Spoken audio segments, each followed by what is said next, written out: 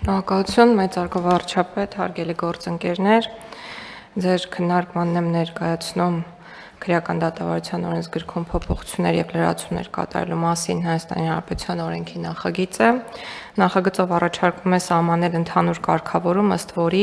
քրեական դատավարությունում վերաքննիչ բողոքները որպես կանոն կքննվեն գրավոր ընթացակարգով,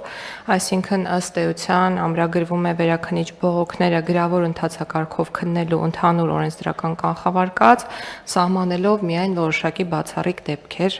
դրանից շեղվելու համար։ Հատուկ նշեմ, որ քրեական դատավարությունում գրավոր ընթացակարգը նորություն չէ, այժմ էլ կան որոշ վարույթներ, որոնք քննվում են գրավոր ընթացակարգով, եւ նախագծով այդ վարույթների ցանկին ավելանում է վերաքննության վարույթն ամբողջությամբ։ Բացառություն են լինելու այն դեպքերը, երբ կողմի միջնորդությամբ կամ սեփական նախաձեռնությամբ դատարանը գա եզրահանգման, որ վերաքննություն անհրաժեշտ է իրականացնել բանավոր ընթացակարգով, կամ երբ վերաքննիչ դատարանը բավարարի նոր ապացույցներ ներկայացնելու կամ ապացույցներ հետազոտելու կողմի միջնորդությունը։ Նախագծով նման բացառությունների սահմանումը պայմանավորված է անհրաժեշտ արդար դատաքննության իրավունքի պատշաճ երաշխավորման համար, ընդ որում դատարանը չի կարող կամայականորեն կիրառել այս կարգավորումը, քանի որ ընդհանուր կանոն լինելու է գրավոր ընթացակարգը, յուրաքանչյուր դեպքում դատարանը նման որոշում կայացնելիս պետք է պատճառաբանի այդ որոշումը եւ հիմնավորի, թե ինչու է շեղվել այդ կանոնից։ Քանի որ սահմանվում է բողոքների քննության գրավոր ընթացակարգ, ենթադրվում է, որ սա հանգեցնելու է դատարանի ծանրաբեռնվածության թեթևացմանը եւ բողոքների ավելի արդյունավետ քննությանը,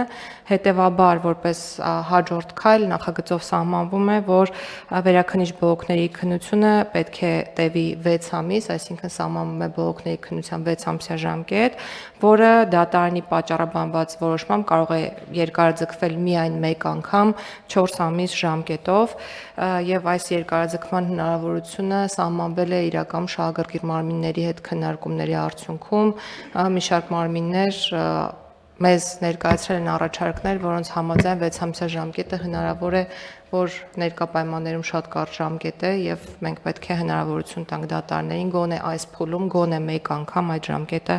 երկարացնել եւ մենք գնացել ենք ընդառաջ իհարկե այդ առաջարկներին։ Այս համատեքստում քրեական գործերով վերաքննիչ բողոքների մեծաքանակության պայմաններում գրավոր ընթացակարգի կիրառումը եւ միաժամանակ վերաքննիչ բողոքների քննության հստակ ժամկետների սահմանումը կնպաստի արդարադատության որակի եւ արդյունավետության բարձրացմանը, կերաշխավորի գործերի քննության ողջամիտ ժամկետների պահպանումը, բացառելով նաեւ բանավոր քննության ժամանակ թույլ տրվող դատավարական չարաշահումներ եւ գործերի անհարկի ձգձգումները։ Ես կցանկանայի նաեւ զուգահեռ տանել քաղաքացիական դատավարության հետ, նշելով, որ քաղաքացիական դատավարության շրջանակներում ներկայում վերաքննիչ բողոքները քննվում են գրավոր ընթացակարգով եւ դրանց քննության համար կա եւս սահմանված ժամկետ, որը կրկին 6 ամիսն է, եւ ըստ էության այդ ժամկետները այսօր կարելի է արձանագրել, որ որպես կանոն պահպանվում են, եւ օգտվելով առիթից կուզենայի նշել, որ սա այն բազմաթիվ նախաձեռնություններից մեկն է, որը միտված է արագ ու արդյունավետ դատաքննության ապահովմանը, իսկ մյուս նախաձեռնությունները ըստ հերթականության կներկայացնենք ձեր դատին, բոլորն են միտված են լինելու դատարաններում գործերի արագ ու արդյունավետ քննության ապահովմանը, եւ մի բան էլ ավելացնեմ, որ քաղաքացիական դատարանում ունենք այսօր բավականին լավ վիճակ գործերի քննության տեմպի հետ կապված, եւ սա պայմանավորված էր մեկ փոփոխությամբ, այն է մինչեւ 200,000 դրամ գումարի բռնագազման պահանջների քննությունը նոտարներին հանձնելու կարգավորում նախատեսելն էր հաջողության գրավականը եւ այդպիսով կարող ենք արձանագրել, որ նախորդ տարվա ընթացքում մենք ունեցել ենք 80%-ով